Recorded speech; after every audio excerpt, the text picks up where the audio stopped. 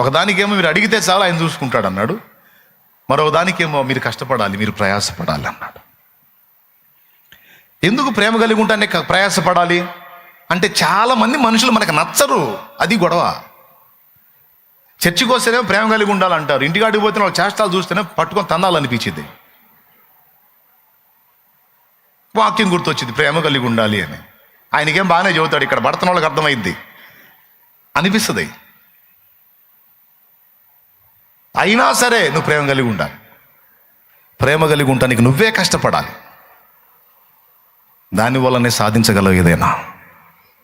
మళ్ళీ చెప్తున్నాను, ఓడిపోయినట్టు కనపడిద్ది కానీ నీ ప్రేమే గెలిచిద్ది. నష్టపోయినట్టు కనపడిద్ది కానీ నీ ప్రేమ అన్నిటినీ సంపాదించుకుంటుంది. దాసుడు దాసురాలైనట్టు కనపడిద్ది నీ ప్రేమ, కానీ ఎదుటి వాళ్ళని దాసులు దాసురాలుగా చేసుకుంటుంది. తెలుసా మీకు? భార్య యజమానుడా, భర్త యజమానురాలా?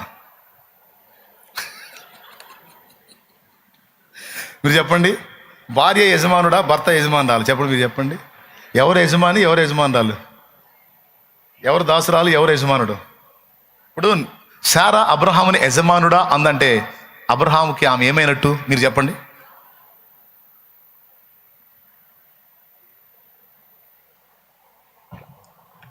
దాన్ని బట్టి ఏం చెప్తారు? భార్య దాసురాలు, భర్త యజమానుడు. మీరు చెప్పండి అయ్యా. భర్త పెద్దగా చెప్పండి. భర్త ఇంకా చెప్పండి, మీకు ఛాన్స్ వచ్చింది చెప్పండి. భర్త యజమానుడు, భార్య మళ్ళీ గట్టి చూస్తున్నారు. చెప్పండి. భార్య భార్య భర్త భర్త. రైట్, బాగుంది. ఓకేనా?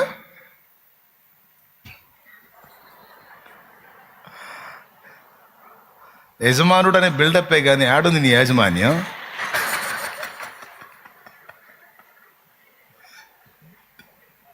ఎప్పుడన్నా ఆలోచించావా? ఒక్కరోజు ఆ మనిషి ఇంట్లో లేకపోతే నీ బతుకు బస్ స్టాండింగే. అవునా? అంట్లో ఎవడు గడగాలి? నువ్వే గడగాలి. సగం పోయి బూడితే సగం పోక. ఎవరు ఉతుక్కోవాలి? నువ్వే ఉతుక్కోవాలి. ఇల్లు ఎవడు శుభ్రం చేయాలి? నువ్వే చేయాలి. ఫుడ్ ఎవరు వండుకోవాలి? వాష్రూమ్ ఎవరు గడగాలి? A to Z మొత్తం నువ్వే చేయాలి. అవునా? సరే, ఇవన్నీ పక్కన పెడితే అవన్నీ చేసినా చేయకపోయినా ఆ మనిషి ఉంటే ఆ ప్రశాంతత వేరు. అవునా? ఆ మనిషి లేకపోతే అంటే ఇప్పుడు ఎవరికి దాసులు అయ్యారు?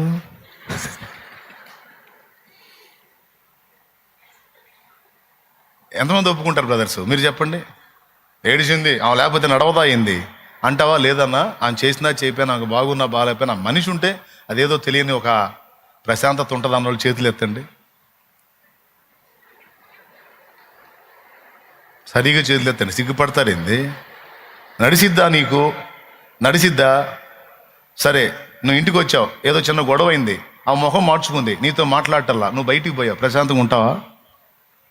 ఇంకెవడేం చెప్పినా నీకు పట్టిద్దా?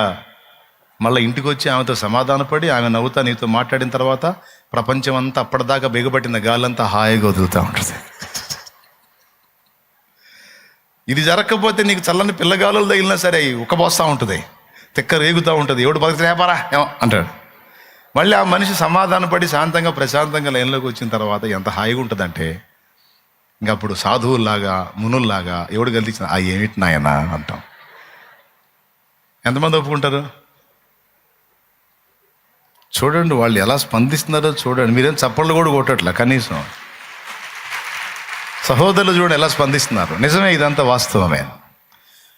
అంటే స్త్రీ దాసురాలిగా సేవ చేసిద్ది, భర్తకి వెట్టి చాకిరీ చేస్తుంది, ఇసిగించుకున్న భరించిద్ది, తృణీకరించిన తిట్టిన సహించిద్ది, ఒక పట్టాన అతన్ని విడిచిపోదు,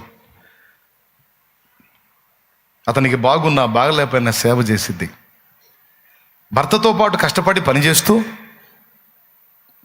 ఇద్దరూ చెరొక ఉద్యోగం చేసుకుంటూ ఇంటికి వచ్చిన తర్వాత భర్త మంచం ఎక్కి హాయిగా పండుకుంటే బయట డ్యూటీకి వెళ్ళి ఎంత చాకిరీ చేసిందో మళ్ళీ అంత చాకిరీ ఇంటికాడ చేసిద్ది. కానీ ఏనాడు కూడా నేను రెండింతలు పని చేస్తున్నానని అనదు. వస్తాడు, ఆ కాళ్ళు చేతులు మొంగడుతాడు, పోయి బెడ్ ఎక్కుతాడు, కాఫీ పెట్టు అంటాడు. మరి ఆమె కూడా నీతో పాటు చాకిరీ చేసిందిగా, ఆమె కూడా అనాలిగా కాఫీ పెట్టు అని. ఎవరికనిద్ది? ఎవరు తెచ్చిస్తారు? చేసిద్ది. పాత్రలన్నీ బయట వేసుకొని తోమిద్ది, లేకపోతే ఆ పని ఏదో పురమాయించిద్ది, అన్నీ రెడీ చేసిద్ది, ఫుడ్ రెడీ చేసిద్ది, పిల్లల్ని రెడీ చేసుకుంటుంది, పొద్దున్నే లేచిద్ది. నువ్వు అన్నీ ఆఫీస్కి వెళ్ళేదానికి ముందు అన్ని పెత్తనాలన్నీ చేస్తావు. కానీ ఆమె పిల్లల్ని రెడీ చేసుకొని నీకు ఫుడ్ రెడీ చేసి వస్త్రాలు రెడీ చేసి అన్ని పనులు చేసి నీతో పాటు మళ్ళా చస్తా బతుకుతా పరిగెత్తిద్ది. ఈ రకంగా పోల్చుకుంటే అటు పిల్లలకి ఇటు భర్తకి మొత్తానికి ఒక దాసురాల్లాగా అంకితమై సేవ చేసిద్ది స్త్రీ. అందుకే భార్య లేని ఇల్లు, అమ్మ లేని ఇల్లు దీపం లేని ఇంటిలాగా మారిపోయింది.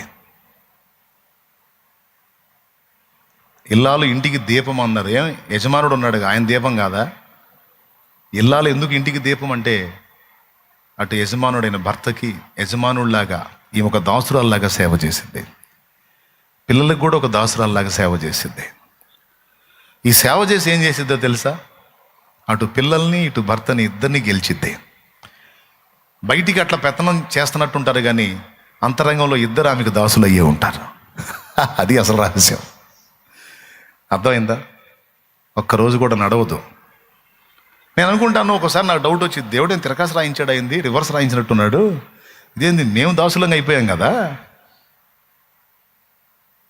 వాళ్ళు దాసుల్లాగా మాట్లాడతాడు ఏంది అంటే, ఇది పేరుకే. అసలు వాస్తవంగా జరుగుతుంది ఏంటంటే, సేవ చేసి ప్రేమ చూపి ఒక దాసురాల్లా కష్టపడి వెట్టి చాకిరీ చేసి కుటుంబం యొక్క హృదయాలను గెలవగలిగిద్ది స్త్రీ. ఆ గెలుపు ఎంతటిదంటే, ఆమె పరిచర్య మానేస్తే ఇక్కడ బతుకు బస్టాండింగే. కాబట్టి దాసురాల్లాగా కనపడిద్ది, కానీ వీళ్ళందరూ దాసులు. చాలామన్నా కొంపతీసి ఏంటో నువ్వు కూడా అదేనా అయిందంటే, నేనేంది, మా తాత అయినా అదే, మా అయ్య అయినా అదే, మా ముత్తాత అయినది, ఎవడైనా అదే. దేవునికి స్తోత్రం కలుగునుగా. ఎంతమంది ఒప్పుకుంటారు బ్రదర్స్? మన అమ్మ మనకి ఎంతో ఊడిగం చేసింది. నిజంగా ప్రేమ కలిగిన కొడుకు అయితే నువ్వు అమ్మకి చేస్తావు లేదా? అమ్మలేంది నడిసిద్దా? నడవదు. అంతే. కాబట్టి ప్రేమ యొక్క గొప్పతనం అది. ఎంతమందికి అర్థమైంది నేను చెప్పింది? ప్రేమ దాసురాలు దాసుడు అయినట్టు కనపడిద్ది, కానీ అందరినీ లోబర్చుకుంటుంది. దాసురాలుగా చేసుకుంటుంది ప్రేమ. అది ఏ శైలిలో కనపడిద్ది? అమ్మలో కనపడిద్ది, భాగస్వామిలో కూడా కనపడిద్ది. పెద్దోళ్ళు అంటారు, ఏందిరా పోతే పోనీరా, దాని గురించి ఏంది ఆలోచిస్తావు, ఏంది పనికి మాలింది, ప్రశాంతంగా ఉండు, ఏంది కావాలంటే తిను అంటే, వీళ్ళు ఎంత చెప్పినా సరే శూన్యంలో చూస్తూ ఉంటాడు, మెంటల్ పేషెంట్ లాగా. భార్య లేకపోతే, అవునా? ఎందుకు?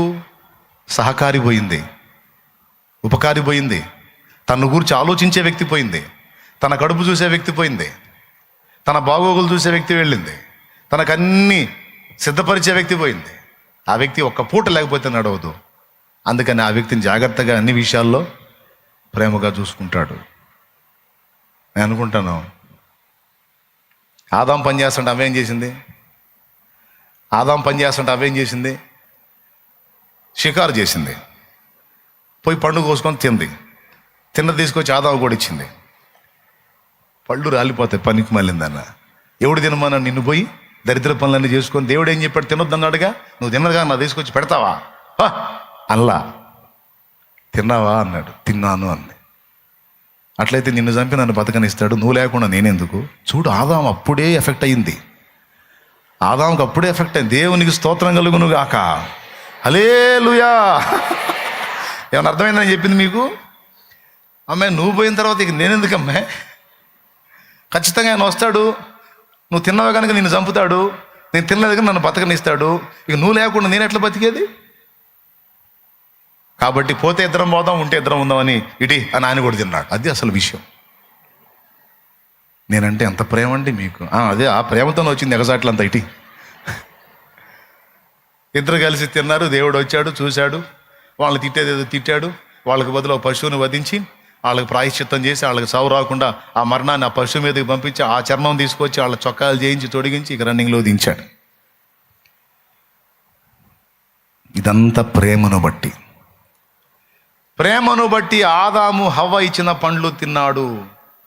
అదే ప్రేమను బట్టి ఆదాము హవ్వలను చంపకుండా దేవుడు ఆ శిక్షను తన మీద వేసుకోవడానికి ఇష్టపడి వాళ్ళని తప్పించాడు. ఆ ప్రేమను బట్టే మహిమను విడిచొచ్చాడు. ఆ ప్రేమను బట్టే సిలువను ఎక్కాడు. ఆ ప్రేమను బట్టే మనందరినీ సహిస్తున్నాడు, భరిస్తున్నాడు. ఆ ప్రేమను బట్టే సర్వలోకానికి ప్రకటించమన్నాడు. ఆ ప్రేమను బట్టే వచ్చిన వారికి రక్షణ అన్నాడు. ఆ ప్రేమను బట్టి రక్షింపబడిన వాళ్ళందరినీ పాప క్షమాపణ నిమిత్తం బాప్తిస్మం పొంది నిత్య జీవానికి వారసులైన వారిని తీసుకువెళ్ళడానికి యుగ యుగాలు ఇక తన యొద్దనే స్థిరంగా ఉంచుకోవడానికి యేసు మరలా త్వరలో రాబోతున్నాడు. ఇదంతా ప్రేమను బట్టే. దేని బట్టి? రైట్. సర్వోత్తమమైన మార్గం ఏది? ఏంటి? శ్రేష్టమైనది ఏంటి? 2. ప్రయాసపడాల్సింది దేని గురించి? ఆఖరి మాట చెప్తాను. అంటే ప్రసంగానికి ఆఖరి మాట కాదు, ఆ అంశానికి ఆఖరి మాట. తిమోతికి రాసిన పత్రికలో ఉపదేశం చేసేవాళ్ళు, అంటే సేవకుడు కానీ సేవకురాలు కానీ బోధించే వాళ్ళ యొక్క బోధ గురించి కూడా మాట్లాడుతూ ఉపదేశ సారమేదనగా ప్రేమే అన్నాడు. నువ్వు ఉపదేశించే ఉపదేశములో సారము ప్రేమై ఉండాలి అన్నాడు. చూస్తారా? తిమోతికి రాసినటువంటి మొదటి పత్రిక మొదటి అధ్యాయము 5వ వచనం. అంతేనండి.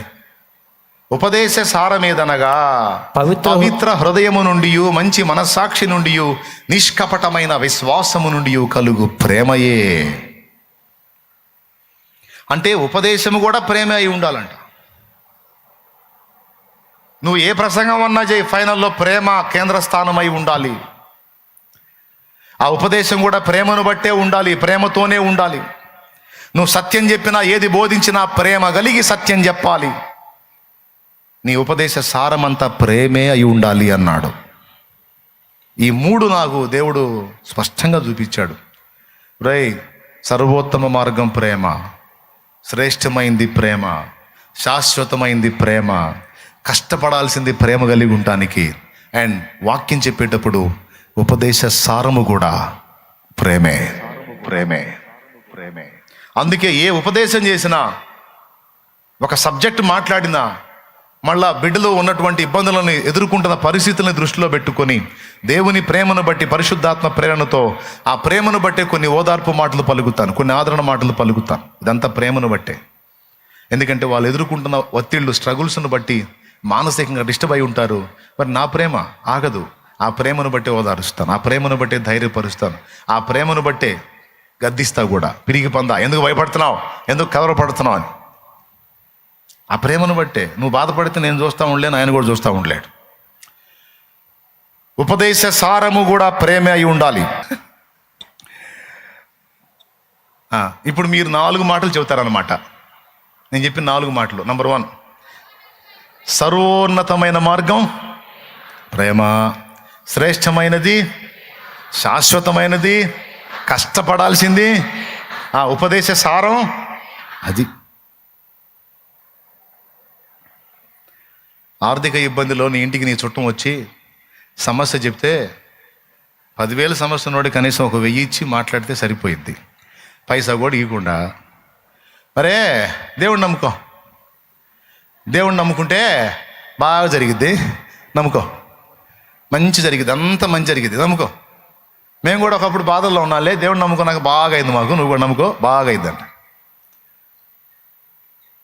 అసలు యేసుప్రభు ఎంత గొప్ప దేవుడు అనుకున్నా, ఎంత ప్రేమ గల దేవుడు అనుకున్నా, దయగల దేవుడు అనుకున్నా, కనికర గల దేవుడు అనుకున్నా, జాలి గల దేవుడు అన్నావు అనుకో, ఎట్లుంటుంది? ఒకసారి నేను ఒక ఎగ్జాంపుల్ చెప్పాను చూడు, పెద్దోళ్ళు చెప్పిన ఎగ్జాంపుల్ అది. ఒక సేవకుడు, ఒక సంఘ పెద్ద, ఇద్దరు కలిసి రోడ్డు పక్కన నిలబడ్డారంట. అప్పటి రోజు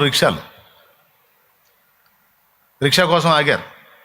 ఓ రిక్షావాడు వచ్చాడు పొద్దున్నే. ఏమయ్యా ఫలానా దగ్గరికి వస్తావా అని అడిగారు. ఎందుకు రాడండి? వస్తానండి, ఎక్కడ అన్నాడు. ఎక్కుదాం ఎంత అన్నారు. ఫలానా ఏరియా కదండి, అక్కడే 5 రూపాయలు ఇవ్వండి అన్నాడు. 5 రూపాయలు ఇక్కడే కావాయా అన్నాడు.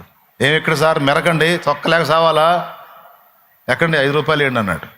పొద్దున్నే 5 కాదులే కానీ 4 రూపాయలు తీసుకున్నారు. అంటే వీళ్ళ ఫీలింగ్ ఏంటంటే వాడు అడిగినంత ఎందుకు ఇవ్వాలని. 4 రూపాయలు ఏంటంటే 4 రూపాయలు. పొద్దున్నే బోండి వేరం నేను తక్కువ చెబితే 5 రూపాయలు ఇవ్వండి కాండి ఎక్కండి అన్నాడు. ఏది ఎక్కేది 4 రూపాయలు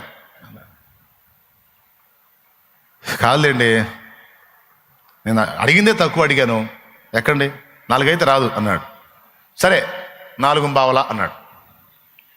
ఎంత పావలా తెలుసా మీకు? పావలా ఎంతమందికి తెలుసు? పావలా అమ్మయ్య కాపాడారు, దించండి. 4 పావలా వస్తావా అన్నాడు. 4 పావలా ఓహో భలే బేరం జరిగింది పొద్దునే నాకు. 5కు దగ్గరండి, వచ్చారాడు లేతే లేదన్నాడు. మరి మొండోళ్ళలాగా ఉన్నావు. సరే ఇంకో పావలా కట్టుకో 4.5 అన్నాడు. ఈ పావల వ్యాపారం ఏందండి పొద్దునే నాకు దరిద్రం. 5 ఇస్తే వస్తా లేతే లేదండి అన్నాడు. ఏమయ్యా మరి కోపిస్ట్లాగా ఉన్నాను, మరి పావల కూడా తగ్గవా? సరిగా 4 పావలా అన్నాడు. సోరీ నాయన, ఈ పావలాల గోలేందిరా బాబా అనుకుని పావలా నువ్వే ఉంచుకోవా, ఎక్కవా ఎక్కడే అన్నాడు. ఎక్కి కూర్చున్నారు. 2 దేవుని భక్తులు, సేవకులు. ఇప్పుడు వాళ్ళకి ఏం భారం వచ్చింది? రిక్షావాడికి సువార్త చెప్పాలి. ఆ రిక్షా దొక్కుతున్నాడు, వీళ్ళు కూర్చున్నారు, మాట్లాడుతున్నారు. ఏమయ్యా నీ పేరేంటి అన్నాడు. వాడి పేరు ఏదో చెప్పాడు. ఏంటో సుబ్బారావు, ఈ లోకం అంతా మాయయా. ఆడేం మాట్లాడలే, సైకిల్ రిక్షా దొక్కుంటే వెళ్తున్నాడు. వాడంతలో బిల్డింగ్ కట్టాడు. ఏం శాశ్వతమయ్యా అంటే, ఈ లోకంలో ఏది శాశ్వతం కాదు, పరలోకమే శాశ్వతం. ఆ పరలోకాన్ని మనకి ఇవ్వడానికి యేసయ్య ప్రాణం పెట్టి తిరిగి లేచాడని ఇది సువార్త కోణం. అట్ట రావాలని ఫస్ట్ ఇదంతా మాయా అనే సబ్జెక్ట్ చెప్పడం మొదలుపెట్టారు. వాడు అంత భవంతి కట్టాడు, ఏం శాశ్వతం? వీడింత భవంతి కట్టాడు, ఏం శాశ్వతం? వాడు ఆ కారులో తిరుగుతున్నాడు, ఏం శాశ్వతం? ఏంటో సుబ్బారావు అంతా మాయ కదంటయా, అంతా అశాశ్వతం కాదు అంటే, వాడు తొక్కేవాడు ఆగి వెనక్కి చూసి, వాడికి అది శాశ్వతం కాదు, వీడికి ఇది శాశ్వతం కాదు, నీకు మాత్రం నువ్వు పట్టుకున్న పావలా శాశ్వతం.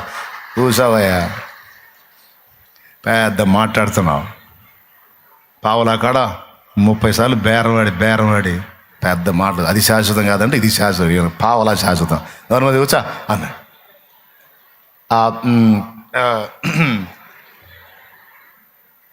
ఇంకా లేదు డైలాగు.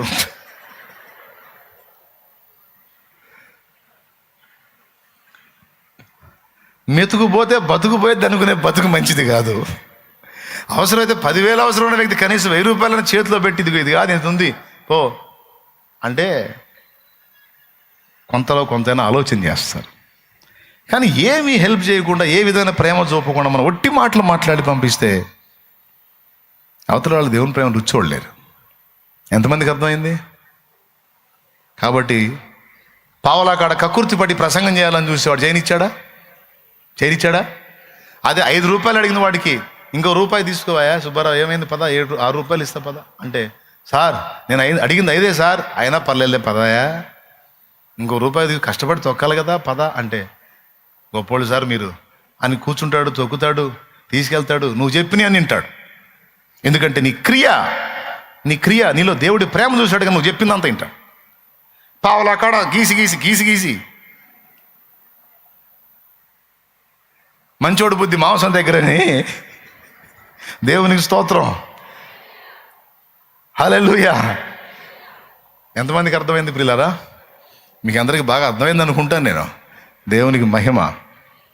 కాబట్టి మన మనస్తత్వం, మన ప్రవర్తన ప్రేమతో కూడిందై ఉండినట్లు, క్రియతో కూడిందై ఉన్నట్లు జాగ్రత్త పడాలి. అది యాకోబు రాసిన పత్రిక 2లో చెప్పేది అదే. ఇంటికి పోయి చదవండిలే. కాబట్టి ఇప్పుడు వరుసగా మీరు చెప్పేశారు చాలా చక్కగా. అవి మాటలుగా మాత్రమే కాక క్రియలుగా రూపాంతరం చెందేటట్టు జాగ్రత్త పడండి. ఓకేనా? సరే, ఇప్పుడు ప్రేమ సంగతి అయిపోయిందంటే ఒక పక్కన పడేయండి అని కాదు, హృదయంలో దాచిపెట్టుకోండి. చదివించిన వచనం దగ్గరికి వస్తా. నేను పిల్లవాని వలె ఉన్నప్పుడు పిల్లవాని వలె యోచించి తిని, పిల్లవాని వలె మాట్లాడి తిని, పెద్దవాడనై పిల్లవాని చేష్టలు మానివేసి తిని. చూడండి ఆ మాట. పిల్లవాడనై ఉన్నప్పుడు పిల్లవాని వలె మాటలాడి తిని, పిల్లవాని వలె తలంచి తిని, పిల్లవాని వలె యోచించి తిని, ఇప్పుడు పెద్దవాడనై పిల్లవాని చేష్టలు మానివేసి తిని అన్నాడు. దీని గురించి మీకు వివరించాలని నేను సిద్ధపడ్డాను.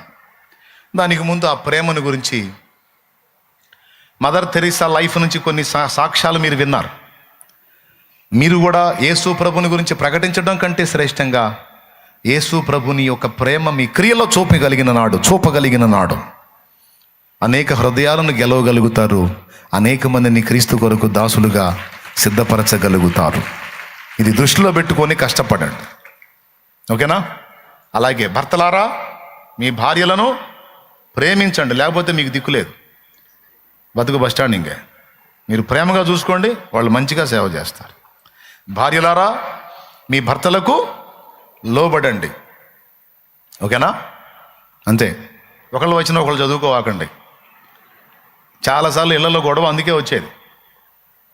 గొడవ అవుద్ది భార్యాభర్తలకి, పాస్టర్ గారిని పిలుస్తారు. పాస్టర్ గారు వాక్యం ఏముందండి అంటాడు. ఇద్దరు వాక్యమే చెబుతారు. వాక్యం ఉంది. భార్యలారా మీ భర్తలకు లోబడమన్నాడా లేదా? అడుగు, లోబడుతున్నావు అడుగు, అడగండి లోబడుతున్నామో అనా. భలే వచ్చావు సమయానికి, కూర్చో. ఆయన చెప్పాడుగా వాక్యం, ఆయనకే తెలిసైంది వాక్యం, నాకు కూడా తెలుసు. భర్తలారా మీ భార్యలను ఆయన ప్రేమించమనన్నా, నేను లోబడతాను అని ఏమంటది? ఆయన అంటాడు, ఆమె లోపడమనన్నా నేను ప్రేమిస్తాను అంటాడు. పాస్టర్ గారికి బ్రెయిన్ వాష్ అయింది అక్కడ. ఏం చెప్పాలి? ఇద్దరు వాక్యమే చెబుతున్నారు. అసలు వాక్యం చెప్పాల్సింది పాస్టర్ గారు. పాస్టర్ గారిని కూర్చోబెట్టి ఇద్దరు వాక్యం వాళ్ళు చెబుతున్నారు. బైబిల్ వచనాలే. అప్పుడు ఆయన లేచి వెళ్తా ఏం లేదమ్మా, ఈ గొడవ అంతటికి కారణం వాక్యమే. వాక్యం గొడవకి ఎందుకు కారణమైంది అయ్యగారు? అంతేనమ్మా, వాక్యమే. అయితే ఎలా అయిందంటే, ఒకళ్ళు వచ్చినా ఒకళ్ళు తీసుకున్నారు, అందుకు ఈ గొడవ వచ్చింది. వదిలేసి ఎవరు వచ్చినా వాళ్ళు తీసుకోండి, సమస్యకు పరిష్కారం అయింది అన్నాడు. ఒకళ్ళు వచ్చినా ఒకళ్ళు ఏంటి? భర్తలారా మీ భార్యలను ప్రేమించండి అనేది మగవాళ్ళు వచనం. భార్యలారా మీ భర్తలకు లోబడండి అనేది ఆడాళ్ళు వచనం. కానీ భార్య ఏమైతే మాట్లాడింది? ఏమనుందన్న? భర్తలారా మీ భార్యలను ఆయన ప్రేమించట్లేదా? కంప్లైంట్.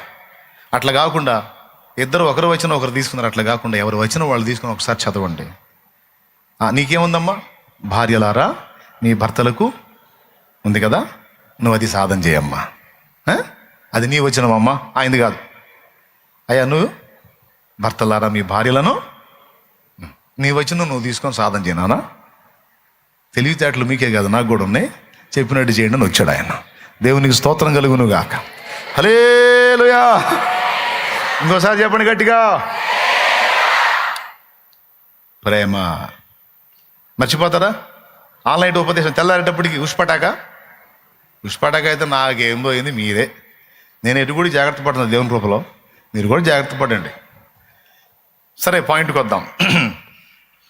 పౌలు తన ఆత్మీయ అనుభవాన్ని గురించి మాట్లాడుతున్నాడు, భౌతికంగా కూడా కొన్ని విషయాలు మాట్లాడుతున్నాడు. ప్రేమను గురించి పైన మాట్లాడాడు, క్రిందికి వచ్చేటప్పటికి కృపా వరాలను గురించి మాట్లాడుతూ అక్కడ కూడా ప్రేమనే హైలైట్ చేశాడు. అయితే ఆ సందర్భంలో ఆయన మాట్లాడిన మాట, ఈ మాట చాలా కీలకమైంది.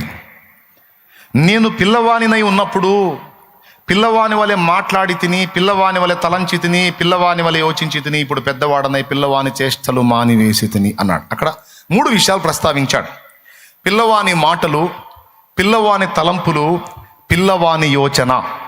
ఈ 3 విషయాలు దృష్టిలో పెట్టుకోండి. ఏమిటా 3? పిల్లవాని వలె మాట్లాడాడంట, పిల్లవాళ్ళలాగా తలంచాడంట, పిల్లవాళ్ళలాగా ఆలోచించాడంట. ఇప్పుడు పెద్దవాడై ఆ పిల్ల చేష్టలన్నీ మానేశాడట. అంటే మాటలు మానేశాడా? తలంచటం మానేశాడా? యోచించటం అంటే ఆలోచించటం మానేశాడా? టోటల్గా ఈ 3 మానేశాడా? లేకపోతే పిల్లవాడి లాగా ఉండటం మానేశాడా? పిల్లవాడిలాగా మాట్లాడటం, తలంచటం, యోచించటం మానేశాడు. ఇప్పుడు కూడా మాట్లాడుతున్నాడు, ఇప్పుడు కూడా యోచిస్తున్నాడు, ఇప్పుడు కూడా తలస్తున్నాడు. కానీ అప్పటి తలంపులు వేరు, ఇప్పటి తలంపులు వేరు అని ప్రస్తావించాడు. మనం కూడా భూమి మీద భౌతికంగా ఉన్న ఈ జీవితంలో, ఈ భూ సంబంధమైన జీవితంలో మనకు కూడా ఈ బాల్య, యవ్వన, కౌమార, వృద్ధాప్య దశలో 4 ఉన్నాయి. బాల్య దశ, పిల్లల యోచన, పిల్లల తలంపు, పిల్లల చేష్టలు, పిల్లల మాటలు. బాగా వినండి. ఈ ఒక్క ముక్క కూడా వినేస్తే ఈ రాత్రికి న్యాయం జరిగిద్ది. వాటిని మానేయాలి అని మనం పిలువబడ్డాం. దానికి పౌలు తన్ను తానే ఎగ్జాంపుల్గా చెప్పుకున్నాడు. పిల్లవానిలాగా మాట్లాడటం, పిల్లవానిలాగా తలంచటం, పిల్లవానిలాగా ఆలోచించటం అనేది మనం మానేయాలి అన్నాడు. పౌలు ఈ మాట మాట్లాడితే యేసు ప్రభు మత్తయి సువార్తలో మరొక మాట మాట్లాడాడు. మీరు మార్పు నొంది బిడ్డల వంటి వారైతేనే కానీ పరలోక రాజ్యములో ప్రవేశించరు అన్నాడు. ఒక మాటకు ఒక మాట ఆపోజిట్ లాగా ఉంటుంది ఇది.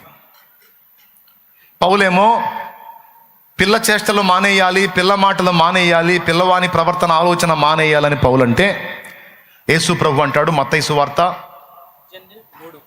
18:7 అంట చూడు. 18:3 చదువు. మీరు మార్పు నొంది బిడ్డల వంటి వారైతేనే గాని పరలోక రాజ్యములో ప్రవేశింపరని మీతో నిశ్చయముగా చెప్పుచున్నాను. ఆయనేమో పిల్లోళ్ళలాగా ఉండొద్దు అంటాడు. ఈయనేమో మీరు పిల్లల లాంటి వాళ్ళు కాకపోతే పోరంటాడు. ఇప్పుడు దేన్ని తీసుకోవాలి మనం? 2 బైబిల్లోనే ఉన్నాయి. ప్రభువేమో మీరు మార్పు నొంది బిడ్డల వంటి వారైతేనే కానీ పరలోక రాజ్యములో ప్రవేశింపరు అన్నాడు. పౌలేమో పిల్లవానిలాగా మాట్లాడొద్దు, పిల్లవానిలాగా తలంచొద్దు, పిల్లవానిలాగా యోచించొద్దు, వాటిని మానేసేయాలన్నాడు. ఈ రెండింటిని ఎట్లా తీసుకుందామంటే 2 కరెక్టే. కొన్ని విషయాల్లో మనం పిల్లల్లాగా ఉండకూడదు, కొన్ని విషయాల్లో మనం పిల్లల్లాగా ఉండాలి. ఈ 2 కలిపి మనకు నేర్పుతున్న పాఠం అది. కొన్ని విషయాల్లో మనం పిల్లల్లాగా ఉండొద్దు, కొన్ని విషయాల్లో మనం పిల్లల్లాగా ఉండాలి. ఉదాహరణకి ఏ విషయాల్లో పిల్లల్లాగా ఉండాలి, అసలు పిల్లల్లో ఉన్న శుభలక్షణాలు ఏంటి అనేది మనం చూసుకుందాం. మొట్టమొదటిది, పిల్లల్లో మొక్కవోని దీక్ష, పట్టుదల, పోరాటం అనేది ఉంటుంది. మీకు తెలుసా సంగతి? పిల్లల్లో ఇంట్రెస్ట్ ఉంటే రాసుకో, దాన్ని నోట్ చేసుకో. నువ్వు గ్రహించడానికి కానీ ఇతరులకు తెలియజేయడానికి కానీ ఉపయోగపడేది ఒక పాఠం లాగా.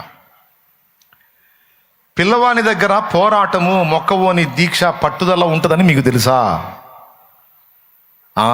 తెలుసుకోవాలి. వాడు దోగాడుతూ ఉంటాడు. కొన్ని నెలల వయసు వచ్చినప్పుడు వాడు దోగాడతాడు. ఆ తర్వాత చిన్నగా లేచి నిలబడి నడవటానికి ట్రై చేస్తాడు. అలా లేచి నడవటానికి ట్రై చేసే నేపథ్యంలో వాడు ఎన్నో కష్టాలు పడతాడు, ఎన్నోసార్లు పడతాడు, ఎన్నోసార్లు మూతి పగలు కొట్టుకుంటాడు. ఎంతమందికి తెలుసా సంగతి? చేతులు ఎత్తండి. ఎందుకంటే మీరందరూ ఆ బాపతే, నేను కూడా ఆ బాపతే కాబట్టి. ఎంత మొండితనం అంటే, నువ్వు వద్దురా కూర్చో ఒక దగ్గర అంటే వాడు కూర్చోడు. వాడు లేచి నిరంతరం తన్ను తాను నిలబడాలి, నిలదొక్కుకోవాలి, నడవాలి అని వాడు మొక్కవోని దీక్షతో నిరంతరం అదే పనిలో ఉంటాడు. అలా ఉన్నాడు కాబట్టే ఆ పిల్లోడు పెద్దోడయ్యాడు. పెద్దోడై ఇప్పుడు నడుస్తూ ఇక్కడికి వచ్చాడు. ఆ పిల్లోడు నువ్వే, ఆ పిల్లోడు నేనే. అవునా? నడిస్తే పడతామేమో అని పిల్లలు అనుకుంటారా? నడిస్తే పడతామేమో అని పిల్లలు అనుకుంటే జీవితంలో నడవగలరా? నడిస్తే పడతామనే భయం పిల్లల్లో ఉంటే జీవితంలో నడవలేరు. కాబట్టి నడవటానికి, పడినా సరే పోరాటం ఆపకుండా పోరాటానికి పిల్లలు ఒక ప్రతీకగా ఉన్నారు, ఒక సాదృశ్యంగా ఉన్నారు. ఎంతమందికి అర్థమైంది? పట్టుదల. పిల్లల్లో ఉన్న మొండితనం మామూలుగా ఉండదు, పట్టుదల మామూలుగా ఉండదు. Okay, right. ఒకటి. రెండవది, పిల్లల్లో నేర్చుకునే బుద్ధి ఎక్కువ. ప్రతిదీ కూడా అడిగి తెలుసుకుంటూ ఉంటారు.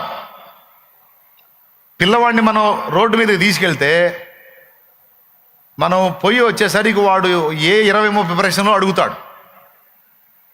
నువ్వు సరిగ్గా మంచి తండ్రివై, వినయం గల తండ్రివి అయితే వాడు అడుగుతానే ఉంటాడు. డాడీ అదేందంటాడు, డాడీ ఇదేందంటాడు, మమ్మీ అదేందంటాడు, మమ్మీ ఇదేందంటాడు. సోరే కాసేపు ఆగరా. దారి మొదలుపెట్టిన దగ్గర నుంచి అన్నీ అదేంది ఇదేంది చంపేస్తున్నావు బాబా. అని మనమే ఇసుగుబుట్టి అనాలా. వాడు అప్పటిదాకా అడుగుతూనే ఉంటాడు. నువ్వేగా మమ్మీ అన్ని అడగమన్నావు, అడిగి తెలుసుకోమన్నావు, నాకు డౌట్ వచ్చింది అడుగుతున్నా, మరి నాకు ఎట్లా తెలిసిద్ది అని అడుగుతారు మొదటి పిల్లలు. మొత్తం మీద వాడు నిరంతరం అడిగి తెలుసుకొని నేర్చుకునే బుద్ధి కలిగి ఉంటాడు. పిల్లల దగ్గర నేర్చుకునే బుద్ధి ఉంటుంది. పిల్లల దగ్గర గర్వం ఉండదు, అది పెద్దవాళ్ళ దగ్గర ఉంటుంది.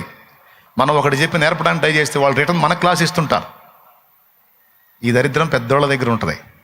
వాళ్ళు నాకు నేర్పేది నేనే నేర్పుతా అనే అహం. కానీ పిల్లల దగ్గర ఉండదు. ఇది కాదు ఇలా, ఇది ఇలా అంటే ఓకే అంట. నేర్చుకునే బుద్ధి.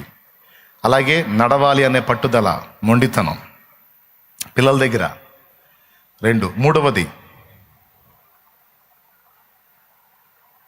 భేదాలు, భేషజాలు, పొరపచ్చాలు చూడని మనస్సు. చిన్నప్పుడు మనం స్కూల్కి వెళ్ళాం. స్కూల్లో అన్ని కులాల పిల్లలు వచ్చి కూర్చున్నారు. అరే ఒరే అనుకున్నాం, హాయిగా ఆలాజాలంగా తిరిగాం సంతోషంగా. ఒకడు కొనుకొచ్చుకుంటే నలుగురికి పెట్టేవాడు. వాడి కులం ఏదో మతం ఏదో ఎవడికి తెలియదు. అయినా ఆ కులం మతం గురించి వీడు అడగడు, వాడు చెప్పడు. అసలు ఆ ప్రస్తావనే లేదు. బీద ధనిక కులం మతం అన్న ప్రస్తావనలు స్కూల్లో లేవు.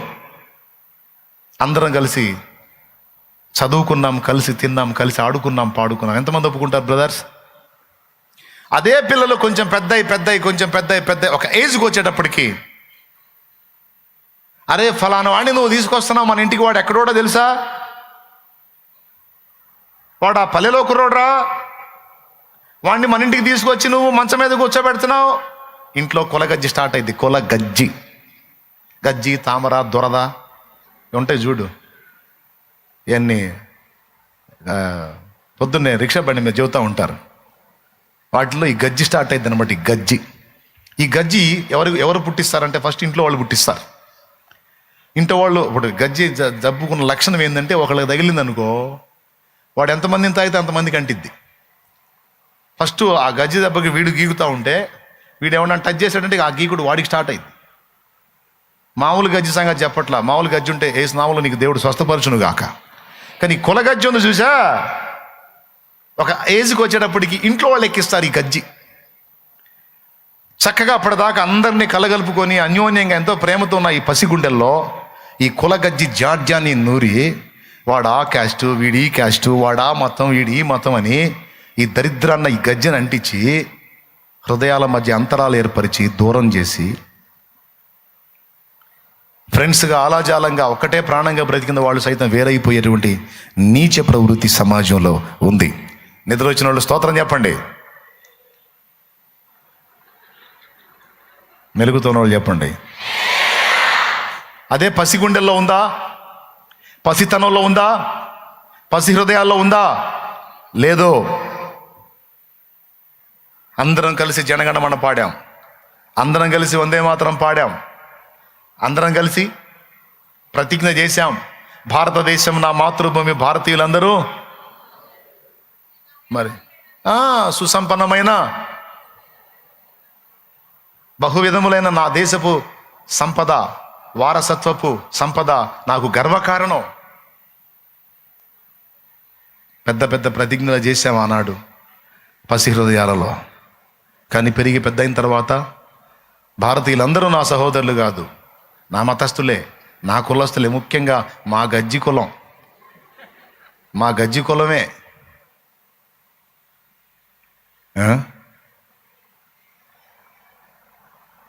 చిన్న బిడ్డల్లో ఉందా భేదములు? ధనిక బీద, ఈ మతం ఆ కులం ఉందా? లేదు. ఎప్పుడు వచ్చింది అది? పెద్ద అయిన తర్వాత. అంటే పసిహృదయం ఏం చేస్తుందో తెలుసా? భేదాలు చూపక అందరినీ ప్రేమించి ఆదరించిద్ది. భిక్షగాడు అడుక్కునే భిక్షగాడు అవిటితనంతో ఉన్న వాడిని చూసి కూడా ఏడుస్తాడు పసిగుండె. డాడీ అతను ఎందుకు అలా ఉన్నాడు అని అడుగుతాడు. కాలు ఇరిగింది లేరా? ఎందుకు ఇరిగింది? ఇంక నడవలేడా? ఎప్పటికి నడవలేడా? డాక్టర్ చూపించవచ్చు కదా అని వీడు అంటుంటాడు. ప్రేమ నిండిన హృదయం పసిగుండెల్లో. ఏమేం చెప్పా చెప్పండి వరుసగా? ఏమో ఎవరికి గుర్తుంటాయి? ఏదో వాక్యం వినటానికి వచ్చాం, 4 ముక్కలు చెప్పాలి, పోవాలి. మళ్ళీ అడిగితే మాకేం తెలుసు?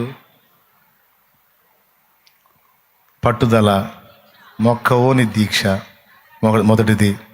రెండవది నేర్చుకునే బుద్ధి. మూడవది భేదాలు చూపక అందరితో కలిసిమెలిసి ఉండేటువంటి సమైక్య భావం.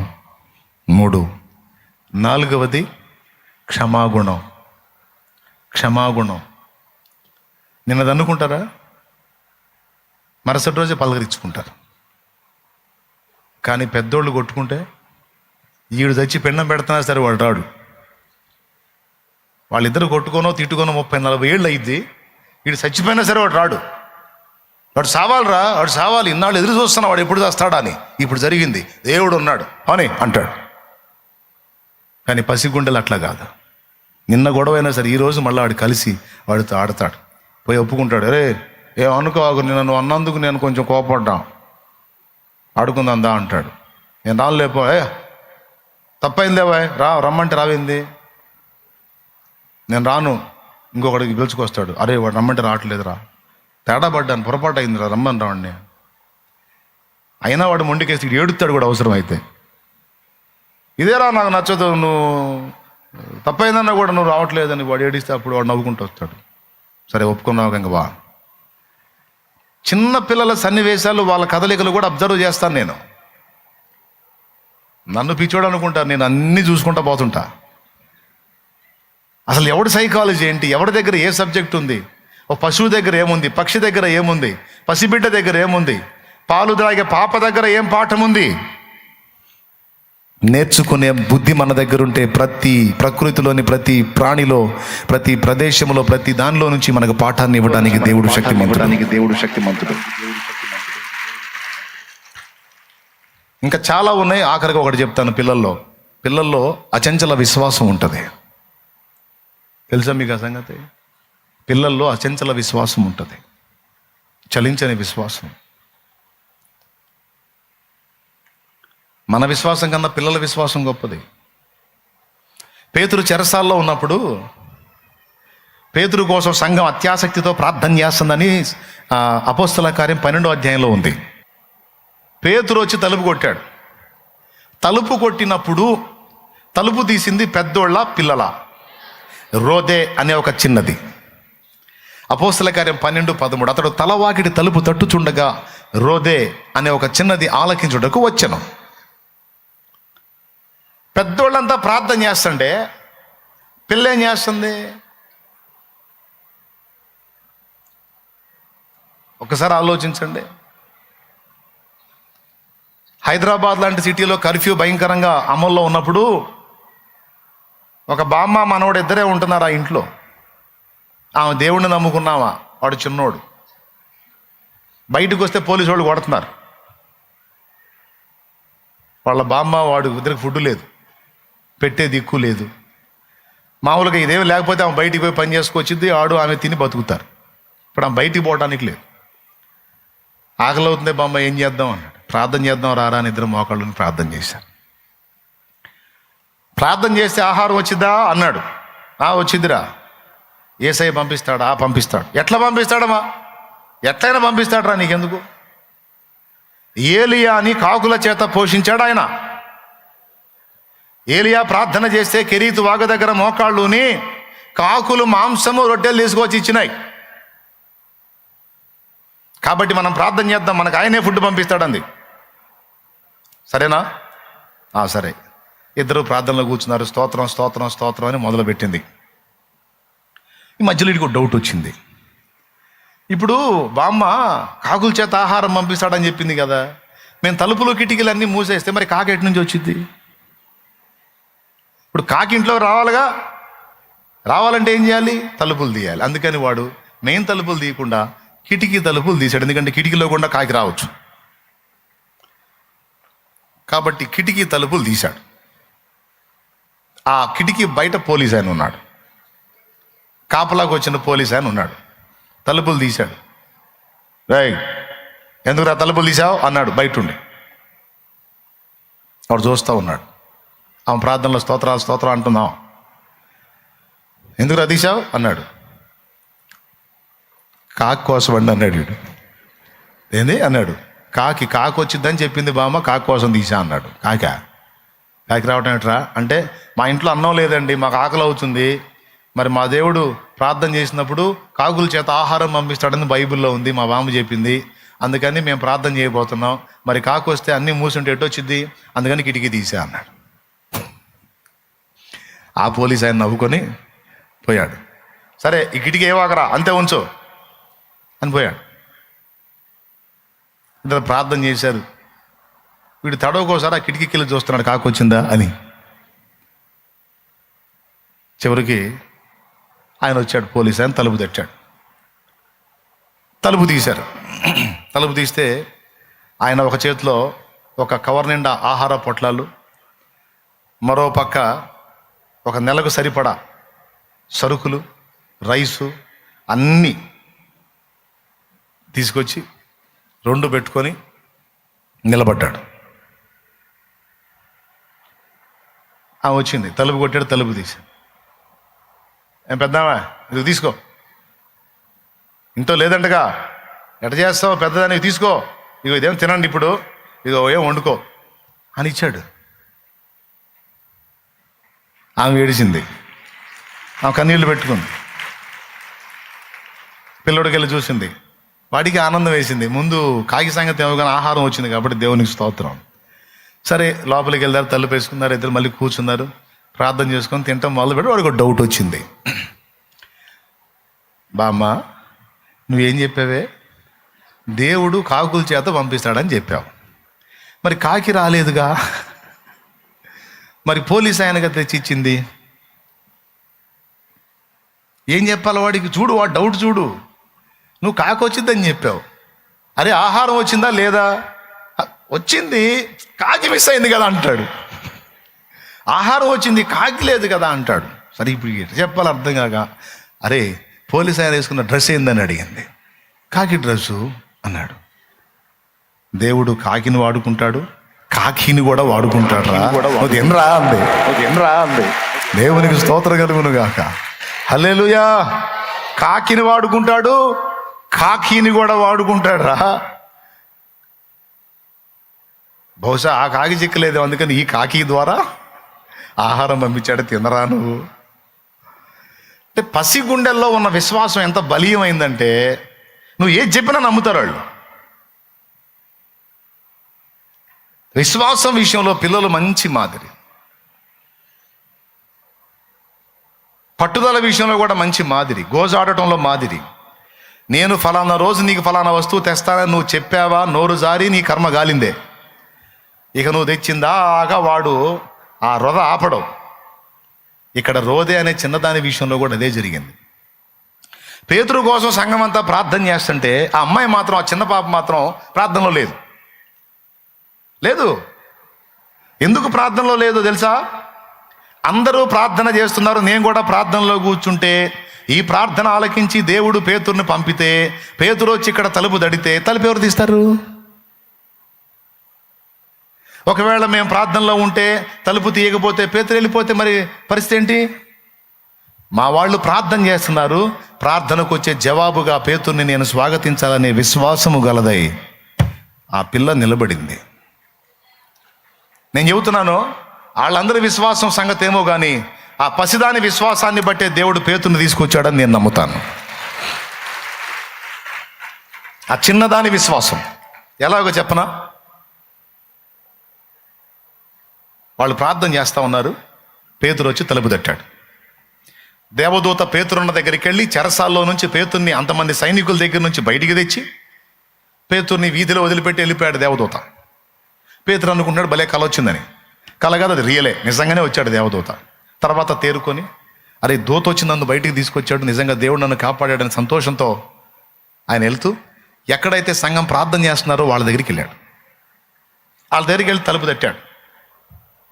ఎవరు లోపల? తలుపు తీయండి. తడుతున్నాడు. ఈ చిన్న పాప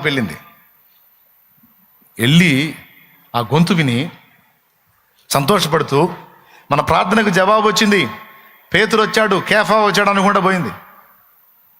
వాళ్ళు అన్నారు, చూడండి ఆమె పేతురు స్వరము గుర్తుపట్టి సంతోషము చేత తలుపు తీయక లోపలికి పరిగెత్తుకొని పోయి పేతురు తలుపు దగ్గర నిలుచున్నాడని తెలిపాను. అందుకు వాళ్ళు ఏమన్నారో చూడండి, ప్రార్థనా పరులు. అందుకు వారు నీవు పిచ్చిదానివనిరి. అంటే వాళ్ళకెంత విశ్వాసం ఉందో చూడు.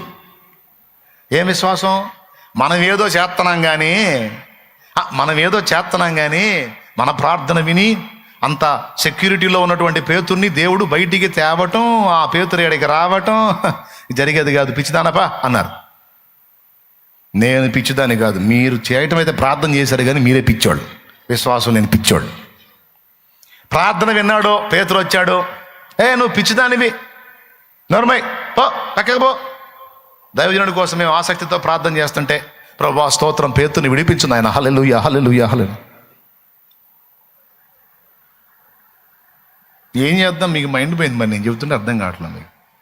ఏంటి నీ గొడవ? పేతురు వచ్చి బయట నిలబడ్డాడు ఆమె దృఢముగా చెప్పినప్పుడు.